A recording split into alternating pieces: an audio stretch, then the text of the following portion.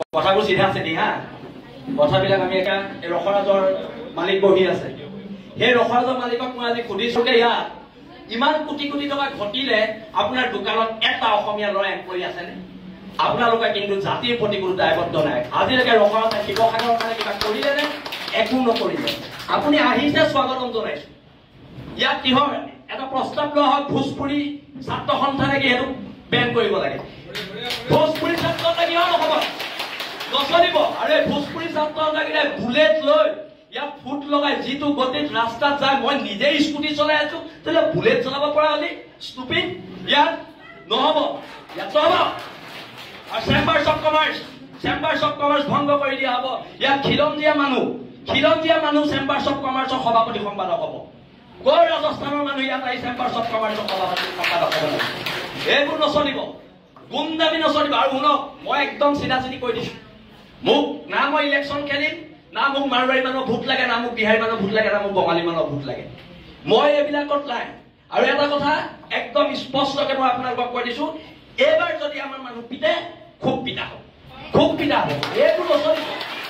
সদায় ভদ্ৰ অসমীয়া জাতি ভদ্ৰতাৰ সুযোগ লৈ আমাক চৰ মাৰিব গুৰ মাৰিব হা আমি কি ঢোল আৰু ৰঙালী বিহু আমি যেতিয়াই পাতি দিব পাৰো খালি ঢোলটো যাতে আপোনালোকৰ পিঠি নহয় সেইটো কথালে মন কৰিব একদম কৈ দিছো দেশৰ মানুহে গঢ়িত পিটি ল'ব জানে হেংদাং বৰটোপ ঢাল তৰোৱাল আমি 600 বছৰীয়া গৌৰৱ উজ্জ্বল আহোম ৰাজত্বৰ মানুহ হয় আমাৰ যুদ্ধ কৰিবলৈ শিকাই যোৱা আহোম স্বৰ্গদেউসকলৰ আদৰ্শত বিশ্বাসী আমি মানুহ হয় অসমীয়া মানুহ ভদ্ৰ অসমীয়া মানুহ সৰল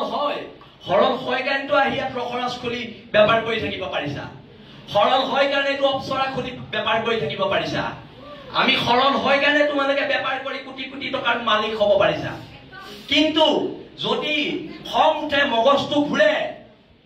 ৰাজস্থানো নেপাবি বিহাৰো নেপাবি এচা পিটন দিয়া হ'ব একদম আজি কৈ দিয়া আৰু যিকিজন ব্যৱসায়ী নাহিলে সিদ্ধান্ত লোৱা হওক কাইলৈ বাহিৰৰ দোকান বন্ধ বসন্ত গগৈ ডাঙৰীয়া মই আপোনাক অনুৰোধ জনাইছো আপোনালোকে মোৰ বসন্ত গগৈৰ মাজত কেতিয়াবা কাজিয়া হয় কিন্তু কাইলৈ বসন্ত গগৈ কোনোবা অনা অসমীয়া মানুহে হাত দিলে শৃংখল চলিয়া ঘৰত সোমাই বহি নাথাকে আৰু দাদা আপুনি ৰাজহুৱা কৰক কালি কোন 3জন বদন আপোনাৰ ঘৰলৈ গৈছিলে আপুনি ৰাজহুৱা কৰক 3জন বদন কোন গৈছিলে সেই বদন কি জাগাটো গাড়ীত কাণত ধৰাব লাগিব আপুনি আজি ৰাজহুৱা কৰি যাব লাগিব কোন 3জন বদন আপোনাৰ ঘৰলৈ কালি ৰাতি পইচাৰ ঘোষ দিবলৈ গৈছিলে আৰু এটা কথা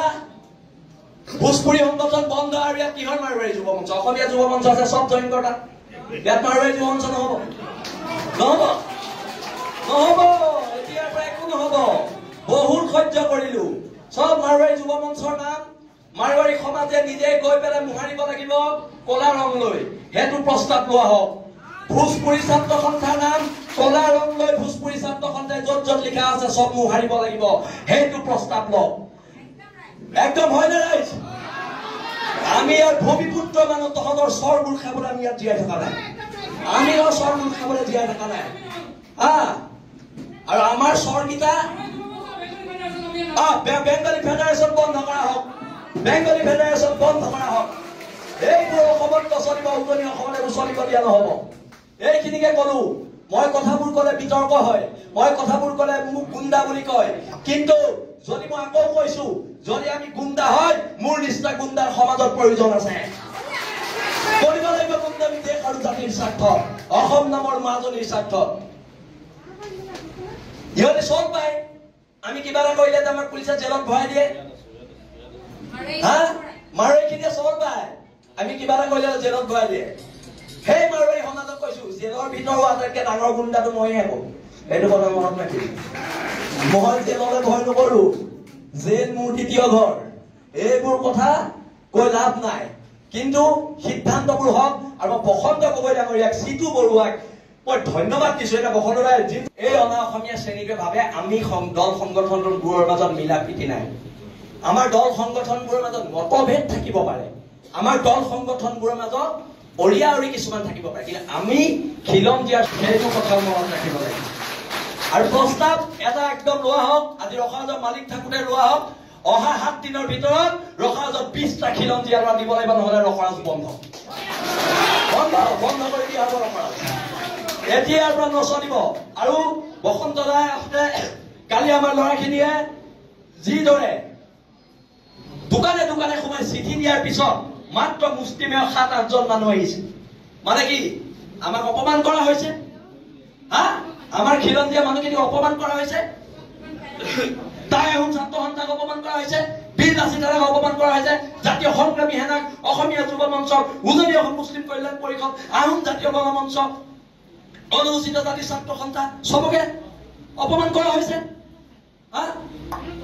কথা টকাৰ জোৰত যি ইচ্ছা তাকে কৰিবি, এইবাৰ পৰা নহ'ব।